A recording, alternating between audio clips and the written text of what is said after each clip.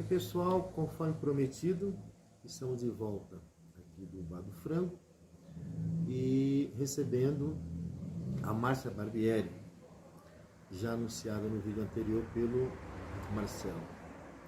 A Márcia, ela é uma escritora que nos honra muito estar recebendo aqui. Muito obrigado por você ter aceito esse convite. A Márcia já tem vários livros publicados fora do país. Foi finalista do Prêmio São Paulo de Literatura em 2018. Né? Tem vários livros, que, inclusive a grande trilogia dela, que está aqui à minha frente, A Casa das Aranhas, O Enterro do Lobo Branco e A Puta. Esses três exemplares são o que chamamos de a trilogia do corpo. E é sobre isso que a gente começa, Márcia. Antes de mais nada, agradecendo a sua presença.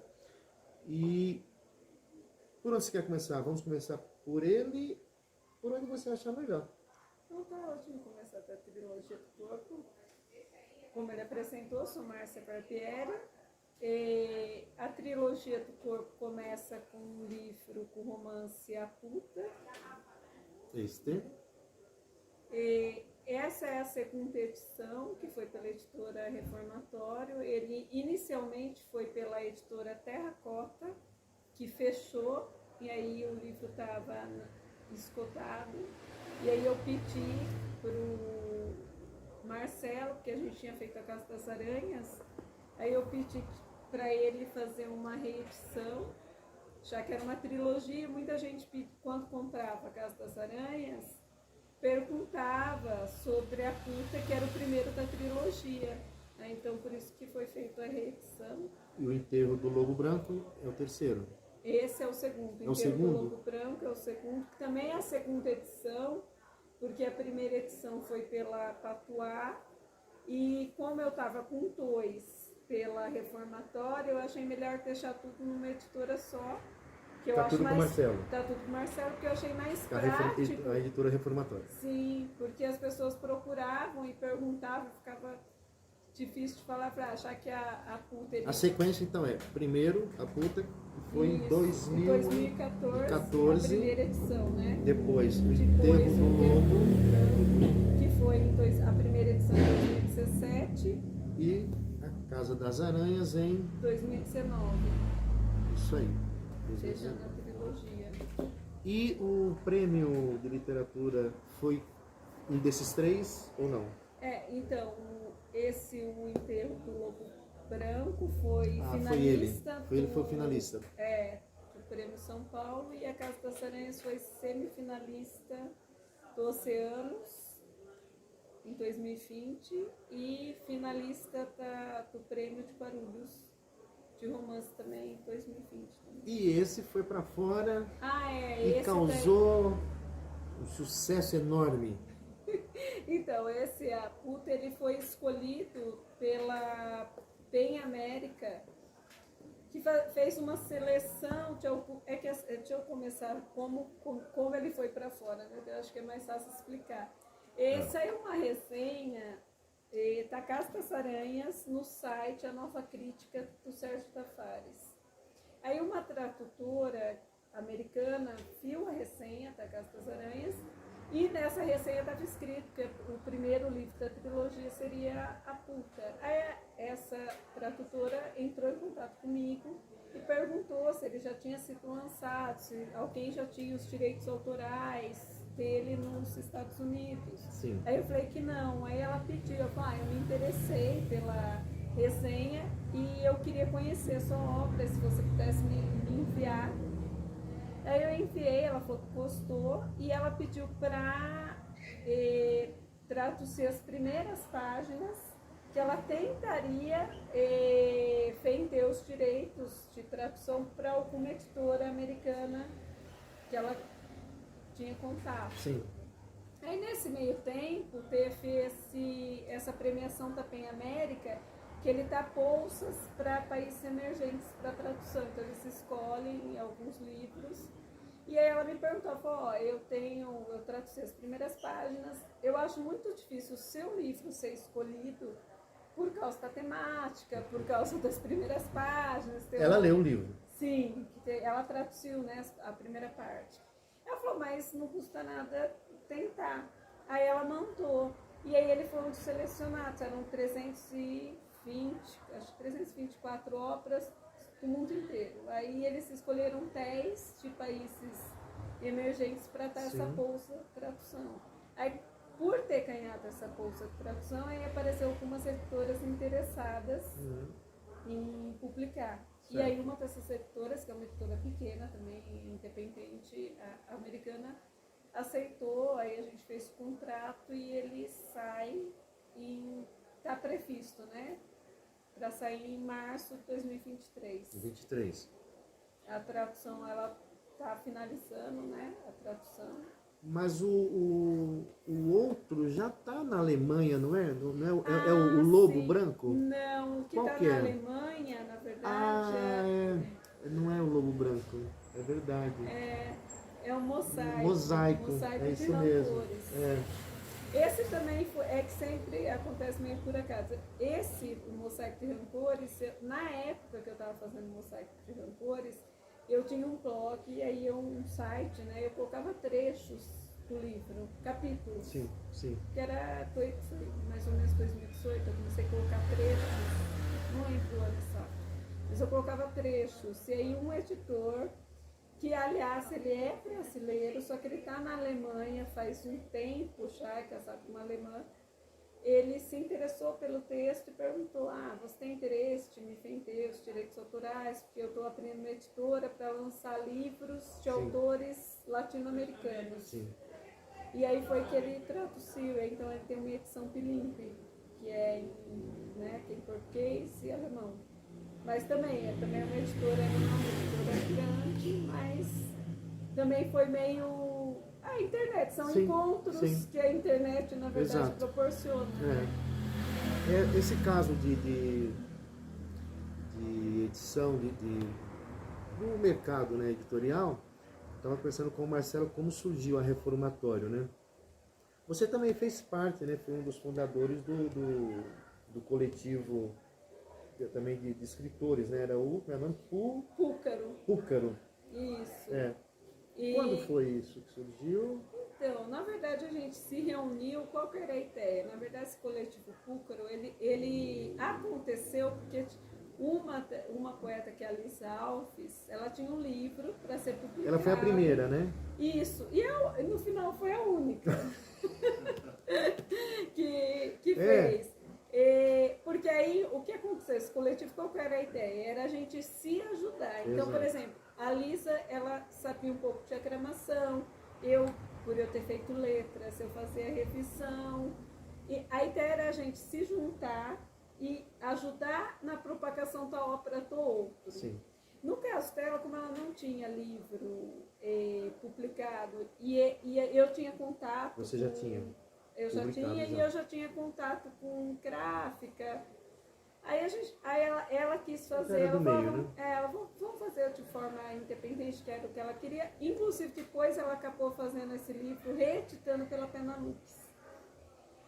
Mas a gente fez, eu ajudei na revisão, ela fez a diagramação toda do livro, e aí mandamos para a gráfica, que eu tinha contato, a gente ajudou a divulgar. Mas a ideia era mais um coletivo para as pessoas se ajudarem a fazer. Só que aí tomou meio que um caráter que as pessoas começaram a mandar originais para a gente publicar. E não era a ideia, né, de fazer uma publicação. Mas ainda existe o coletivo ou parou? Não, a gente conversa assim, mas acabou... Virou um grupo de escritores conversa, às vezes, que era a ideia inicial. Na verdade, o Tela a gente publicou porque ela realmente não queria publicar inicialmente por editora mesmo. Sim. Então a gente fez, só que nem eu falei, só que eu não queria fazer nada que tivesse um caráter, eu fosse editora para publicar outras obras de várias pessoas, porque estaria um trabalho, o Marcelo acabou de falar, né, um trabalho imenso e que eu não teria esse tempo, né, até para escrever já é um tempo que te toma muito tempo, porque aí você tem que sobreviver. Então, como que é esse processo da escrita, Como que é assim? Nós enquanto músicos, a gente assim, às vezes vem já a música e a letra junto, às vezes é a música, às vezes é a letra, a gente pega o violão e sai a música e coloca. Como que é para o autor? Como que é esse processo de criação e da escrita? Então, é bem mais demorado, não sei se é bem mais demorado, é mais demorado assim, tipo assim, se você está escrevendo um romance, acaba sendo mais demorado porque é uma coisa que você faz gerindo aos poucos, né? Não é um texto de não é um texto 3 estrofes, né? Porque eu comecei, quando comecei a escrever, acho que todo mundo quase começa por poemas, né? Então, o poema, você senta lá e às vezes está aquele clarão, que talvez na música aconteça muito isso, né? Sim. E aí você escreve em um dia um poema. Mas o livro romance, você tem a ideia, você sabe mais ou menos o mote do livro. Boa noite.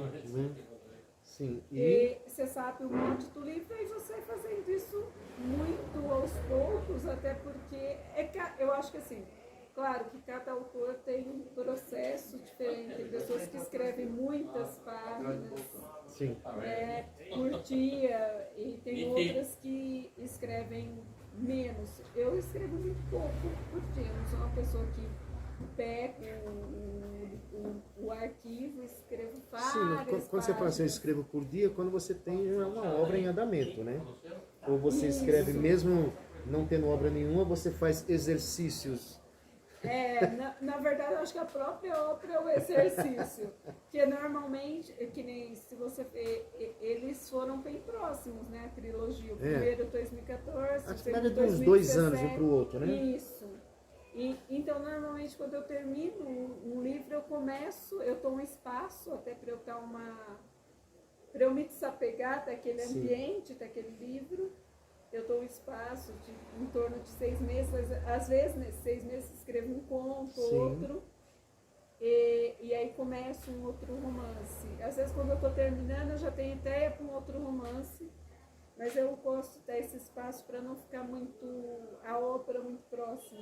Né? Essa questão da trilogia do corpo, você já fez com essa intenção mesmo, de fazer os 3, você fez um, aí na sequência que veio, depois você se ligou e...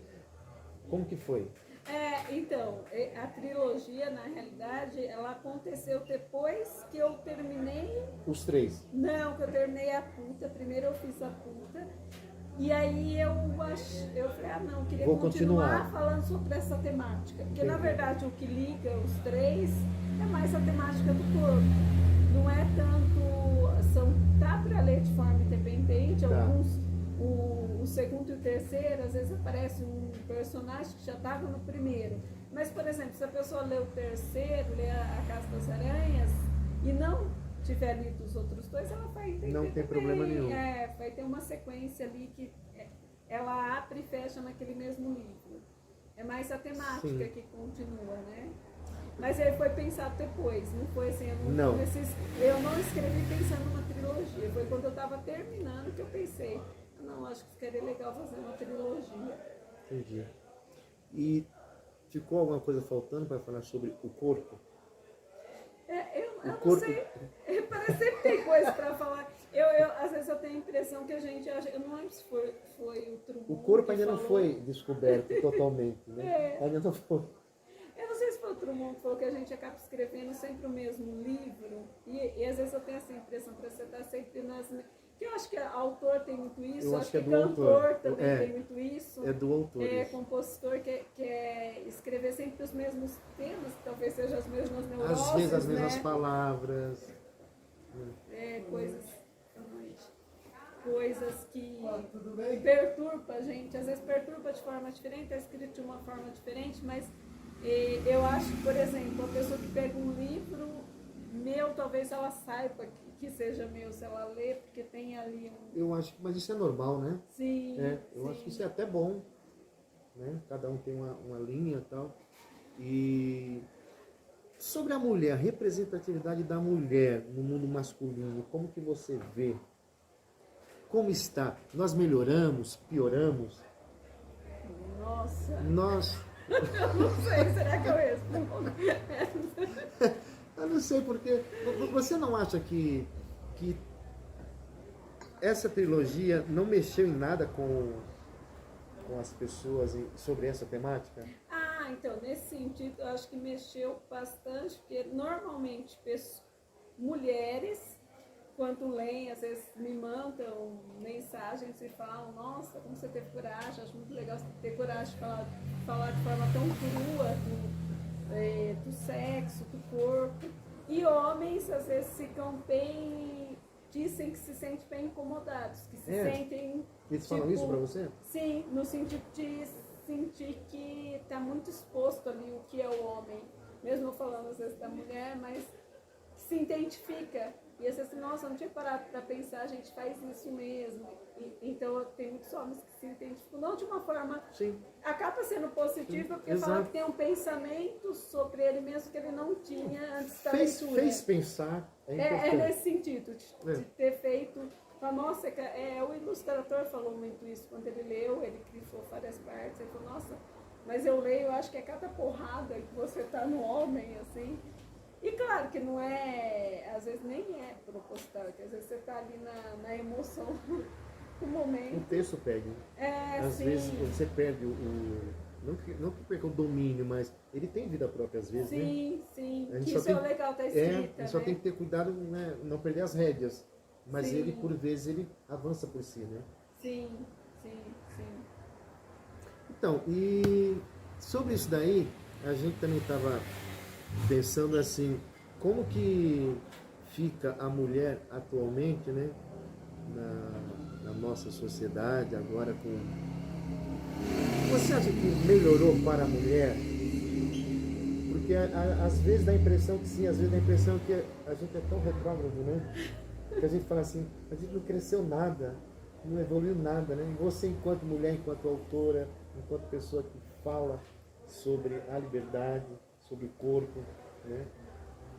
É engraçado essa colocação, porque assim, eu acho que às vezes a gente tem a impressão que mudou muito, às vezes a gente, nossa, tá tudo super diferente. E às vezes aparecem comentários pra gente, nossa, não mudou nada. Ou mudou num nicho, às vezes muito pequeno.